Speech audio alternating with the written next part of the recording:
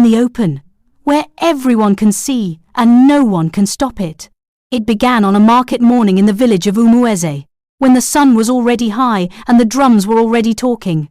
The wedding procession moved through the center of the marketplace slowly, with color and song and the smell of palm oil and fresh yam. But the sound that rose to meet it was not singing.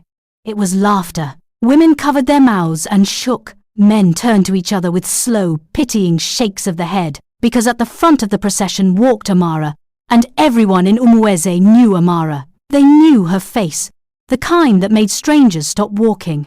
They knew her family, who had received offers from 3 different villages. They knew what she was worth, or thought they did. And beside her walked Kelechi, blind Kelechi, the palm wine tapper who navigated the market paths by memory, whose calabash was almost always half empty. At the edge of the crowd, Obioma stood with his fine cloth and his chin held high. To understand why Amara stood in that procession with her head up and her hand in Kelechi's, you must go back to the season before. Back to the evening when Obioma came to her father's compound with his people and his gifts and his certainty. Obioma was the kind of man the village loved to admire. He had land, cattle, and the easy confidence of someone who had never been told no. He came with palm wine in fine gourds and cola wrapped in new leaves, and he sat in the good chair without being invited. When it was time to speak, he looked at Amara's father and said, "I am doing your daughter a great favor." He did not look at Amara once. When she offered water, he waved it away. When she spoke, he smiled politely and continued talking to her father, as if her voice was sound without meaning. A week later, Kelechi passed her at the stream path. He could not see her face, but he stopped and said, "You sound like someone who has been carrying something too long. I hope you set it down soon." Amara stood there holding her water pot and felt something shift inside her chest, like furniture moved after years in one place. People said Kelechi was blind from birth. Others said sickness took his sight when he was still small. He never corrected them. He moved through Umueze the way water moves, finding the path without forcing it, going around what could not be moved, arriving in his own time. He tapped palm wine in the forest at dawn, when birds were loud enough to guide him, and the morning air told him which trees were ready. His wine was, by general agreement, the sweetest in the village. People bought it and did not thank him warmly, because it felt strange to be grateful to someone they also pitied. Kelechi did not seem to notice. He came to market, sold what he had, and went home. He cooked his own food. He swept his own floor. He did not ask for help unless the task was truly beyond him, and fewer tasks were beyond him than people imagined. What the village did not see was this. Kelechi listened the way most people cannot. He heard the slight change in a voice when someone was lying. He heard the hesitation. Before a man answered a question, he should have answered quickly. He heard what lived behind words. The first sign came 3 weeks after the wedding. A farmer in the western field found his yam mounds soft when they should have been firm, the vines yellowing too early. He said nothing for 2 days, hoping it was only his own plot. Then his neighbor found the same, then another. By the end of the week, 4 families had walked their farms with tight faces and come back with nothing good to report. Then the palm wine began to turn. Not in every gourd, just enough, a sourness that arrived before fermentation was even done. Livestock moved with less energy. A nursing goat gave thin milk. These were small things. Separate, they meant nothing. Together, they meant everything. The village began to feel the way a room feels when someone has opened a window and let something cold in, but no one wants to be the first to say they felt it. People started to look sideways, started to remember things they had said at the wedding, started to trace the timing. 3 weeks since the procession. 3 weeks since blind Kelechi walked through the market with Amara beside him. A voice at the communal well said it quietly, testing the water of it first. Since she married him, nothing has been right. Obioma did not shout. That was what made him dangerous. He did not stand up and make accusations with a pointing finger and a loud voice. He leaned. He lowered his voice to the level of concern. He tilted his head the way a man does when he is trying so hard to make sense of something troubling. He spoke at the elders' evening gathering. sitting on the outer ring where men sit when they want to be heard, but not seen as pushing. He said, "I am not accusing anyone." He said it twice, which is always the sign that someone is doing exactly that. He talked about unnatural things. He talked about how a woman of Amara's standing would not choose a blind palm wine tapper without some hidden reason. He used the word charm gently, like a man placing something sharp on a table and pretending he set it there by accident. The elders listened. They were not foolish men, but they were tired men, worried men, men who were watching their farms die and needed the problem to have a shape, a charm, a wrong choice, an unnatural marriage. These gave the problem a shape. By the time Obioma finished speaking, he had not accused Amara directly. What the village did not know, what only the forest knew, is this. 2 months before the yams softened and the wine turned sour, 3 men walked into the forbidden grove at the edge of the western forest. They went at night, which already tells you they knew they were doing something that would not survive daylight. The grove was ancient. Not everyone in Umueze knew what lived there, but everyone knew the rule. You do not cut in the western grove. The palm trees there were sacred, planted by the village founders as a covenant with the spirits of the land. The rule was older than anyone's grandfather. These 3 men carried axes and lit no torches, working by moonlight. They cut 6 of the oldest trees. They did not take the wood for building or cooking. They sold the timber to a trader from a distant town, who paid well and asked nothing. 2 of the 3 men were elders on the village council. The third was Obioma. The timber money was already spent by the time the yams began to die. When the grove's trees fell, something in the earth shifted, the way a body shifts when it loses blood quietly. Not quickly, but with the same certainty. She was not from Umueze.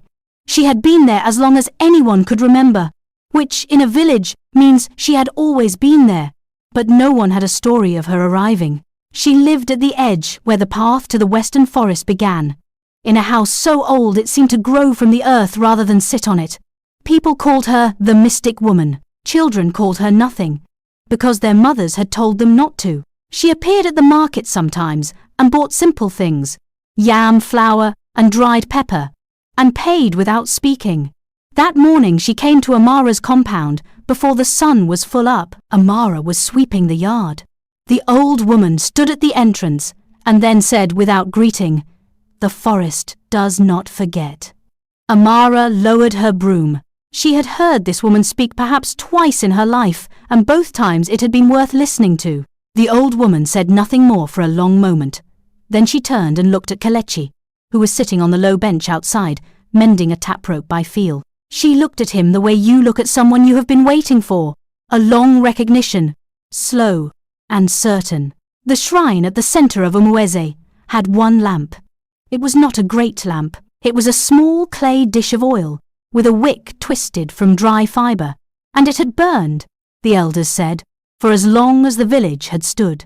It was kept inside the thatched shrine house, near the Udala tree, where the village founders made their first offering.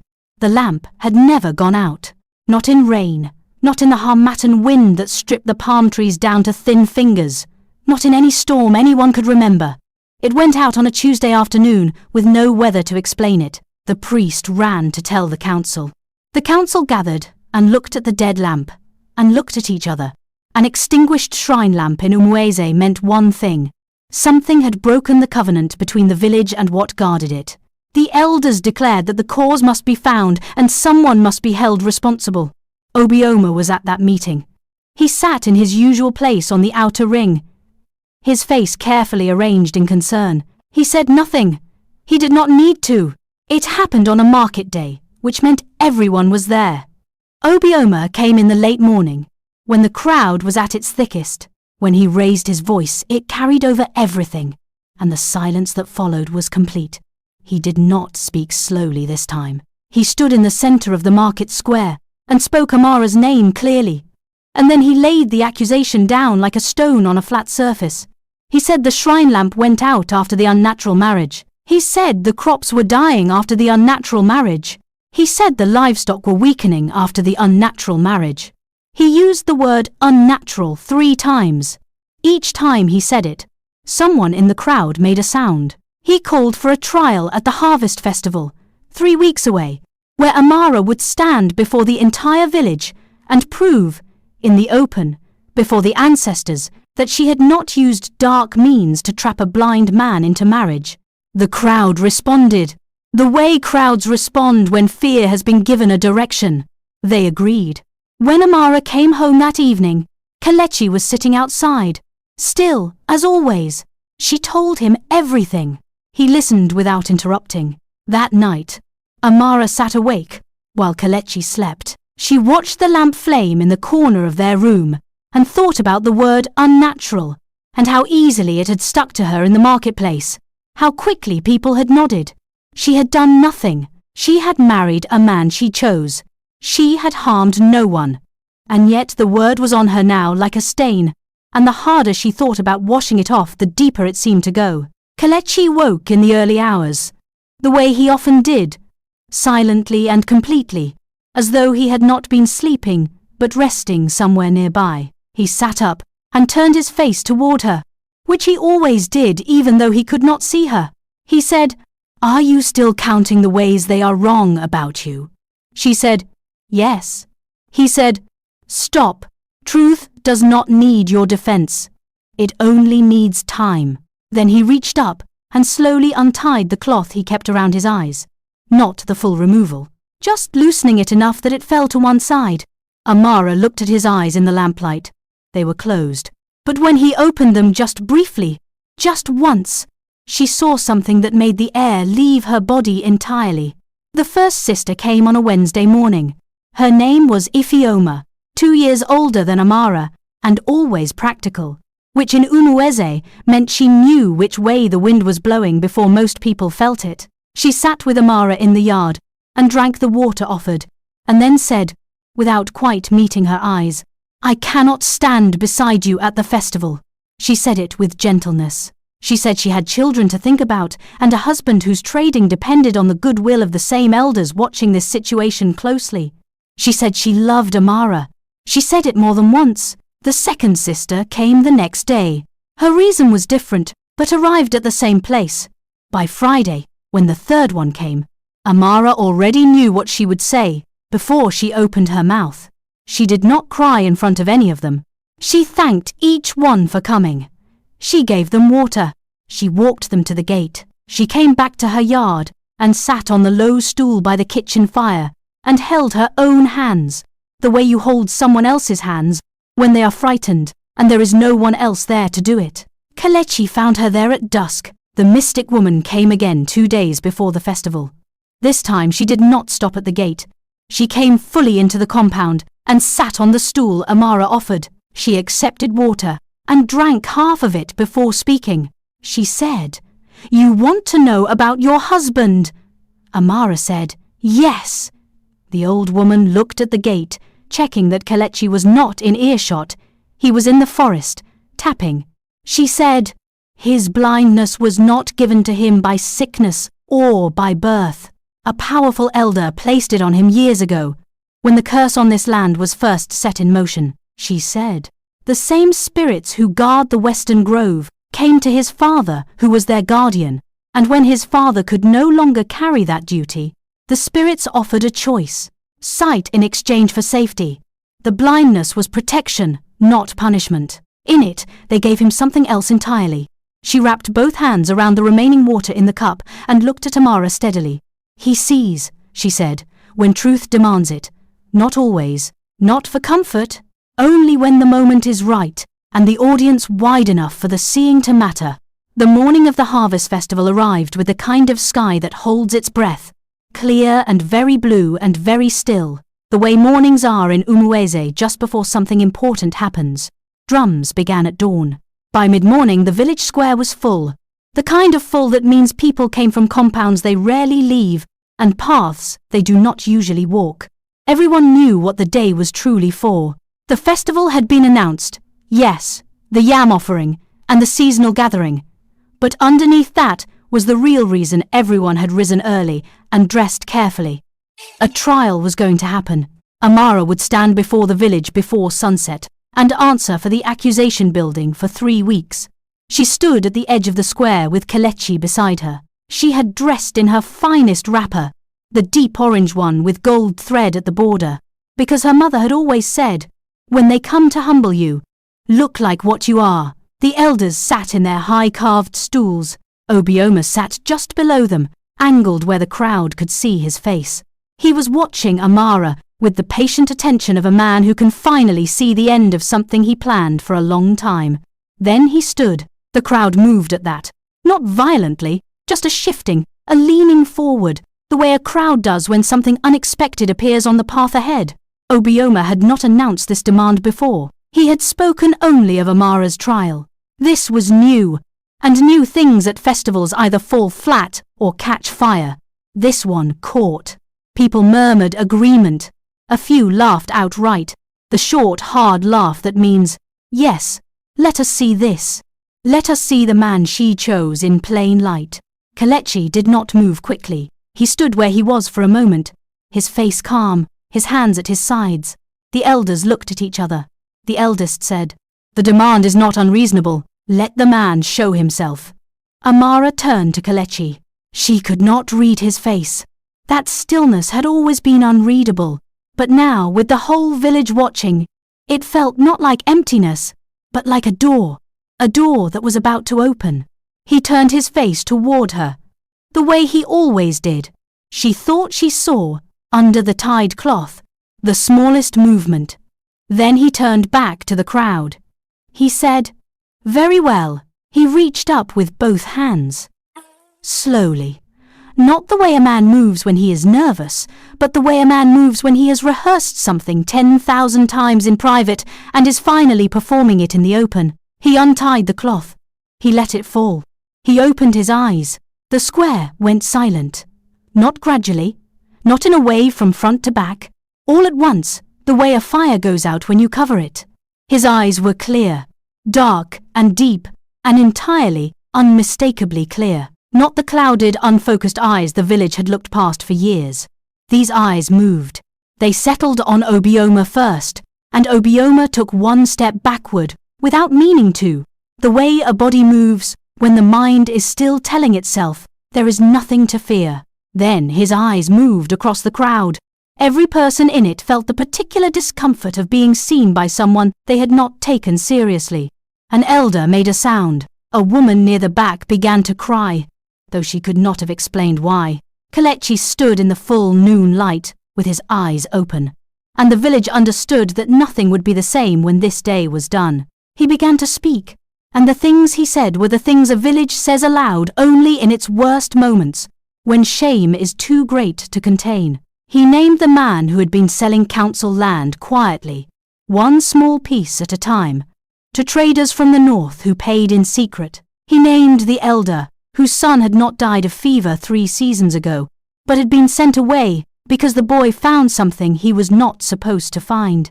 He named the merchant whose weights at market were different on different days, depending on whether the buyer could check them. He spoke in a calm voice, without anger, the way someone recites what they have witnessed, rather than what they feel. Each name landed in the crowd like a stone in still water, rings spreading outward, people stepping back from those beside them. Then he turned to Obioma. He looked at him directly, not performing for the crowd but speaking to him specifically. He said, "You went into the Western Grove on the night before the last new moon. You went with 2 others whose names I will speak now. You cut 6 of the sacred palm trees and sold the timber. The wind came first.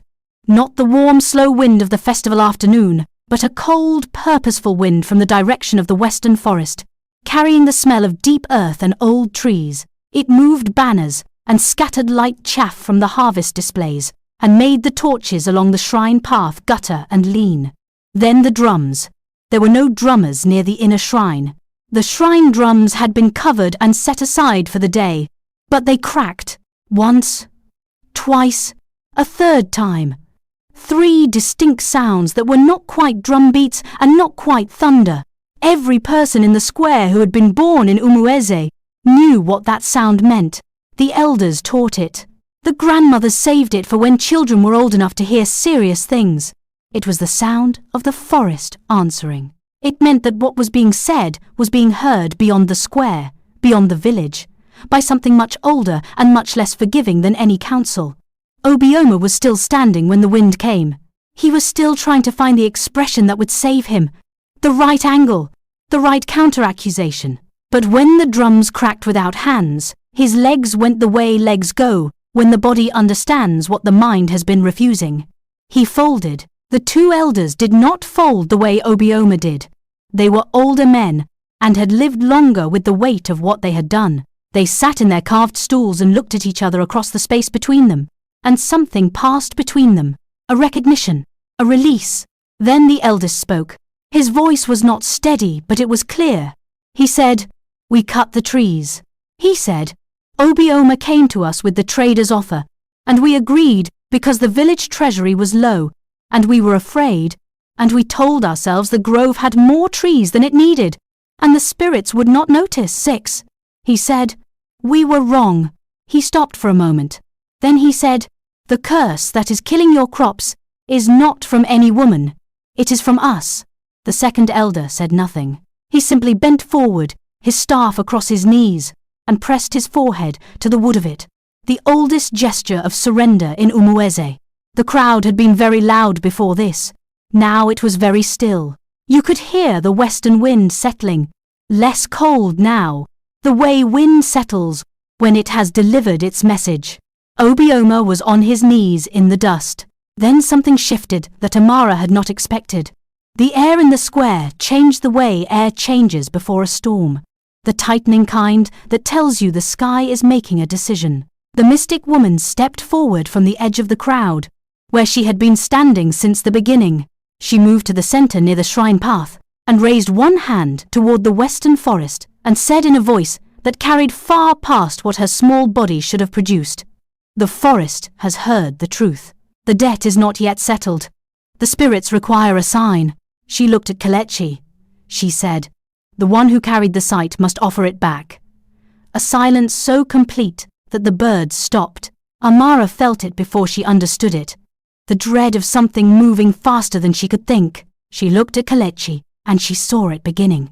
Slowly, the way dawn reverses itself when clouds return, his eyes were losing their clarity. Not going clouded all at once, but dimming at the edges, the deep seeing retreating, like a tide going out. He felt it too. She could see it in the set of his shoulders, the way his face went very still. Amara did not think about it. That is what she told people later, and it was the truth. There was no moment of weighing options. She simply moved. She stepped forward until she was standing directly before the mystic woman, and she said, "Take mine instead." The square held absolutely still. Even the wind had gone. She said it again, more firmly. "If a payment must be made, take my sight. He has carried enough. Let me carry it now." She said it without crying. She was afraid, the kind of afraid that lives in the body rather than the mind, but she did not let it into her voice. The mystic woman looked at her for a long time with eyes that were not unkind. Then she asked, in a voice only for Amara, "Do you know what you are offering?" Amara said, "Yes." She felt Kelechi's hand find hers in the silence. He had heard everything. He did not try to stop her, but he held her hand with both of his. "The way you hold something you are terrified of losing."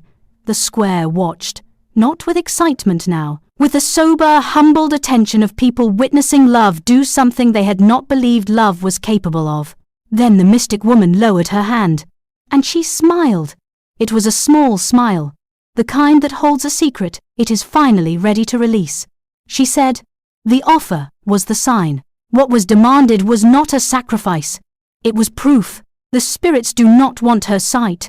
They wanted to know if love in this village was still the kind that costs something, still the kind that does not count the price." She turned to face the crowd, and her voice grew steady and large. She said, "This man is not a common palm wine tapper. His name is Kelechi, son of Okafor the forest guardian, who gave his life tending the covenant between Umueze and the sacred grove before any of you were born. When Okafor died, the grove was left without its keeper. The curse began then, fed by greed, Fed by the cutting of what should never have been touched, Kelechi was sent back into this village in humility and blindness, to live among you and to see with deeper eyes who still valued truth over comfort. He waited years. He found one person. She paused. He chose her because she chose him, when choosing him cost everything. The sacred grove is whole again. The covenant is restored. Rain came before anyone expected it. Not in the night. Not after a long build of clouds. It arrived at the edge of the evening. During the last part of the festival gathering, a warm and steady rain that fell on the square and the farms and the western forest equally, the kind that smells different from regular rain. Deeper and earthier, the smell of something returned rather than something new. People lifted their faces to it. Even the elders who had confessed their shame turned their faces up. Farmers who had walked their dying fields that very morning felt something they had not felt in weeks. Possibility. The crops would not recover overnight. It took 3 rains and 2 new moons before the yam mounds were firm again and the palm wine ran sweet. But on the morning after the festival, when the first farmers walked their western fields, the soil had a different colour, darker, richer, the smell of healthy ground. Obioma's compound, by contrast, was found the next morning quietly changed. His fine gourds were cracked, his cattle had wandered in the night, his grain stores were found damp, the bags soft, the grain beginning to turn. Nothing dramatic, nothing violent, just the quiet, relentless failing of a life built on something rotten. Obioma went to the elders 2 days after the festival, dressed plainly, which for him was the loudest statement he had ever made. He asked to speak. They let him sit. He said he had been wrong. He said it plainly and without theatre, which was the hardest thing a man like Obioma could do, because theatre had always been his protection. Without it, he was just a man in a plain wrapper asking to be heard. He offered his land to the village as partial restoration for what had been taken from the grove. The elders accepted it the way justice accepts payment, without warmth, because payment is not the same as repair. The 2 elders who had confessed stepped down from their positions that same week. They did it without being asked. They came to the morning council gathering, set their staffs on the ground, and sat in the outer ring where ordinary men sit. The village did not celebrate this either. There is a kind of justice that does not feel like winning. It feels like the end of a long illness, relief mixed with exhaustion, a body finally free of fever, but still weak and needing careful tending. Obioma left Umueze 3 months later. Not banished. He simply went. On the 2nd Friday after the festival, the elders called the village to the square again. This gathering had no drums of accusation. This time the drums were the soft, respectful kind used for honouring. The head elder stood and spoke at length about what had happened, not softening it, not making it prettier than it was, but telling it so that the children present would carry it correctly. He spoke of the sacred grove and the covenant and the guardian and the son who had lived among them as a blind palm wine tapper for long enough that most of them had stopped seeing him at all. He spoke of Amara, and when he said her name the crowd went quiet, the way crowds go quiet when they are a little ashamed. The elder said, "This village will not forget what was nearly lost, because pride was louder than truth." He offered Amara a seat on the village council, a seat for wisdom rather than age. The first time in memory such a thing had been offered to a young woman. Amara looked at Kelechi beside her. He said nothing, but the corner of his mouth moved in that way it had. She accepted. The cloth was back around Kelechi's eyes. Kelechi could have asked for power. That is what the elders offered quietly after the council gathering. They offered him the role of Grove Guardian, which in Umueze's oldest tradition was also a seat of spiritual authority. He listened to the offer in full. He thanked them in a way that meant what it said and not more. He said, "I came to live here, not to rule here." His blindfold stayed. He went back to his tapping in the mornings, his wine the sweetest in the village as it had always been. People bought it differently now. They did not pity him when they handed over their coins. They thanked him. He accepted thanks the way he had always accepted everything, quietly and completely, without making it smaller or larger than it was. Amara sat on the council and learned things she had not known about how decisions are made and how harm spreads from decisions made badly. She was not always the loudest voice, but she was often the clearest one. The Western Grove was tended again. A young man was trained in the old ways, taught which trees to protect and which paths to keep clear. The village of Umueze does not forget what happened at that harvest festival. The elders still tell it,